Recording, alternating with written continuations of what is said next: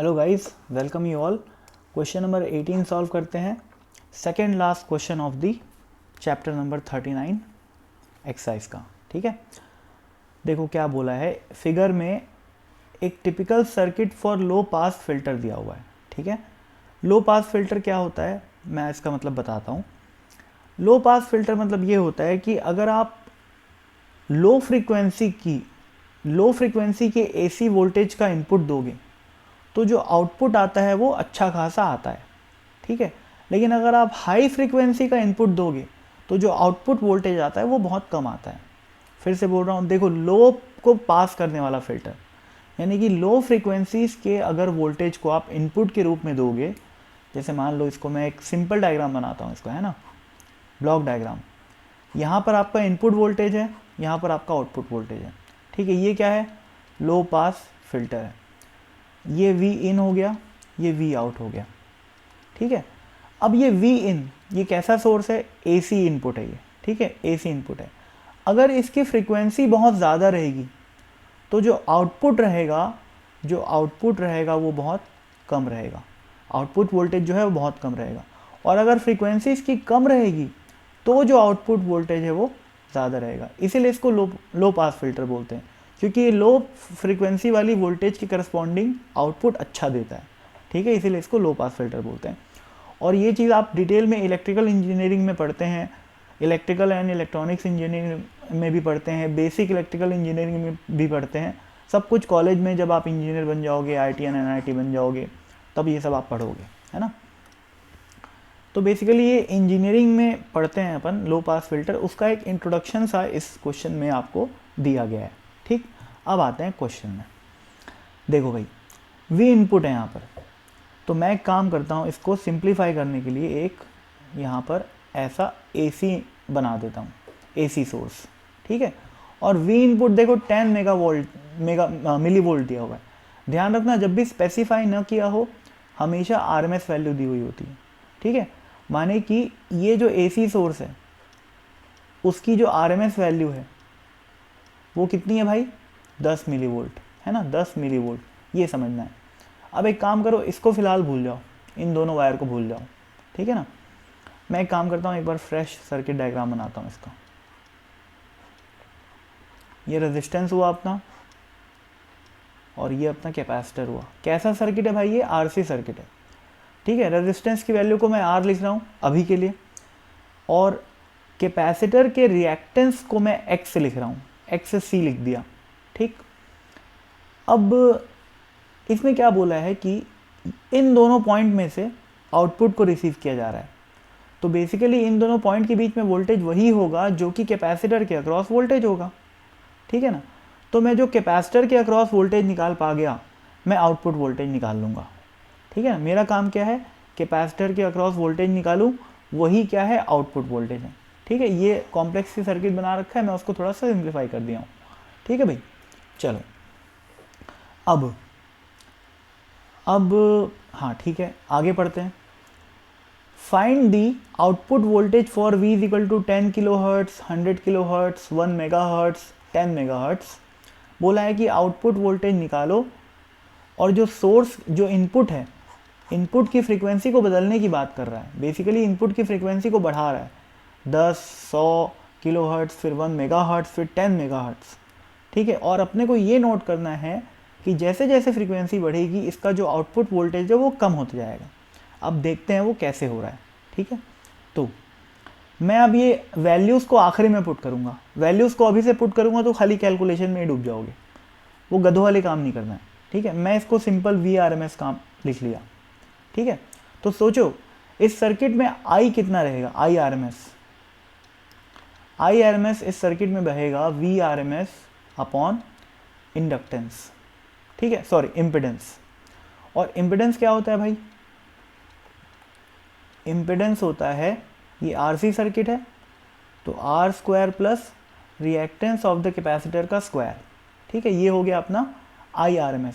पर अपने को क्या चाहिए, वोल्टेज अक्रॉस दीज 2 पॉइंट्स, यानी कि वोल्टेज अक्रॉस इन कैपेसिटर। अब वोल्टेज अक्रॉस कैपेसिटर निकालने के लिए आप क्या करोगे, VRMS across capacitor will be equal to I R M S into reactance of the capacitor, ठीक है ना, ये इंटू है भाई बीच में, ठीक है, थोड़ा छोटा कर देता हूँ, into reactance of the capacitor, ठीक है। ये तो आपको आता ही होगा, किसी भी सर्किट एलिमेंट के अक्रॉस अगर आपको आरएमएस वोल्टेज निकालना है तो क्या करते हैं अपन, I R M S into reactance कर देते हैं। अगर इस रजिस्टर के अक्रॉस निकालना होता तो क्या करते, इस एक्सी को अपन आर से रिप्लेस कर देते, और अगर यहाँ पर एक इंडक्टर लगा हुआ होता तो क्या करते, एक्सी की जगह अपन क्या पुट कर देते, एक्स एल पुट कर देते, ठीक है ना। ये बेसिक थ्योरी है, ये आपको पता होनी चाहिए। अब देखो भाई, अगर मेरे को, अब मैं नेक्स्ट पेज में चलता हूँ, है ना, तो मेरा जो V R M S across capacitor आया वो कितना आया, देखो I R M S into X C, और आई आर एम एस ये लिखा हुआ है, ठीक है।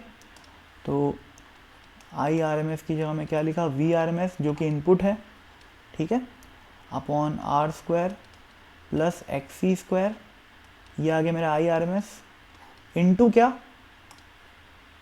सॉरी हाँ, इंटू एक्स सी, ठीक है।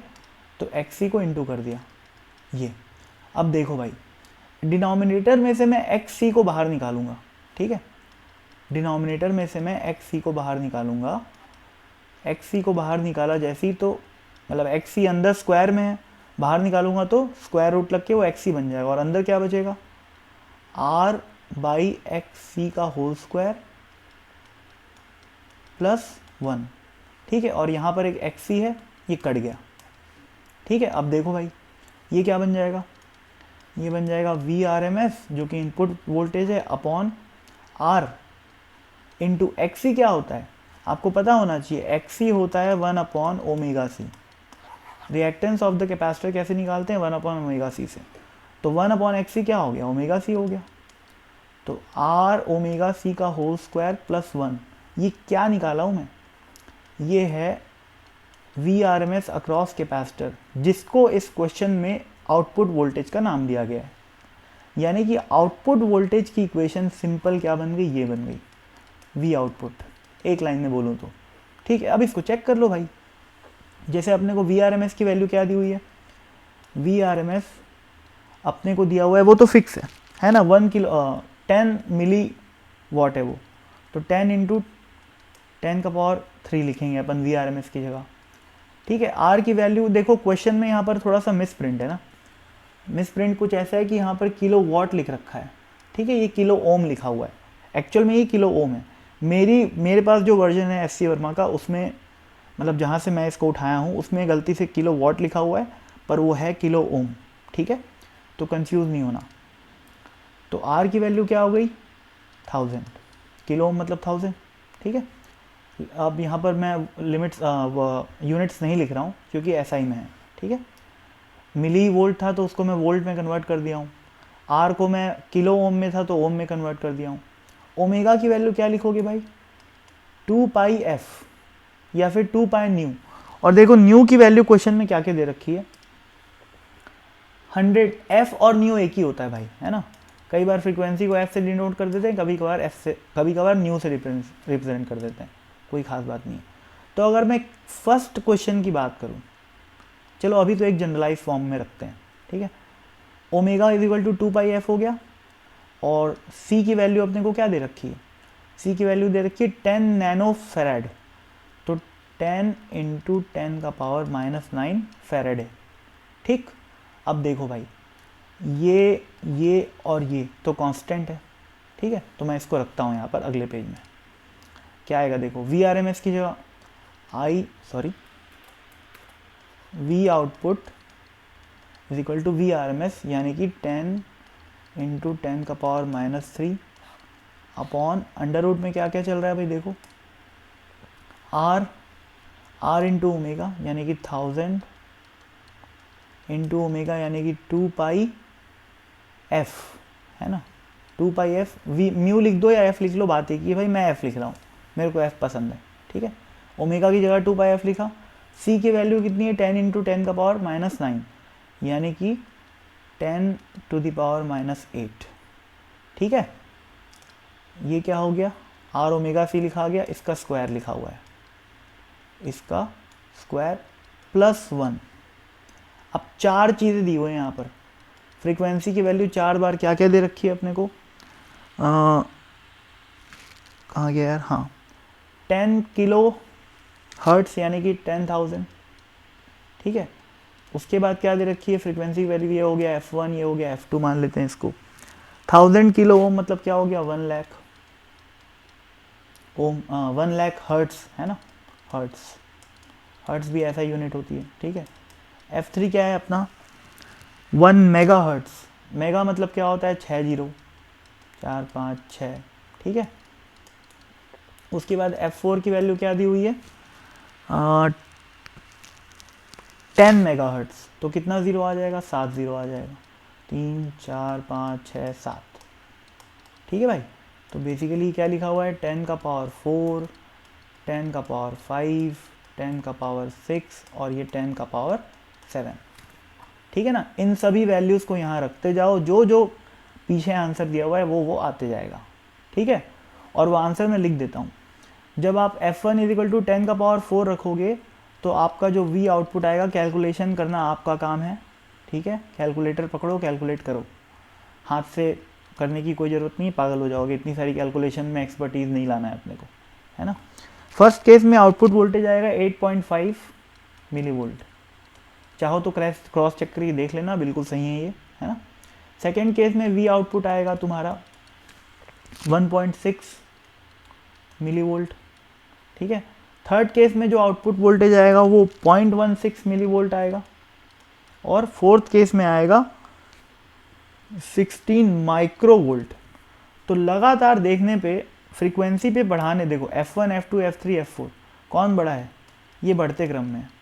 तो जैसे जैसे फ्रीक्वेंसी बढ़ रही है इसकी वजह से जो आउटपुट वोल्टेज है वो कम हो रहा है, और यही है बेसिक प्रिंसिपल लो पास फिल्टर का, कि कम फ्रीक्वेंसी वाले इनपुट के करस्पॉन्डिंग जो आउटपुट आएगा वो ज़्यादा आएगा, और ज़्यादा फ्रीक्वेंसी वाले इनपुट के करस्पॉन्डिंग जो आउटपुट वोल्टेज आएगा वो कम आएगा, ठीक है। यही अपने को ऑब्जर्व करने के लिए क्वेश्चन में बोला हुआ है, चाहो तो पढ़ लो, है ना।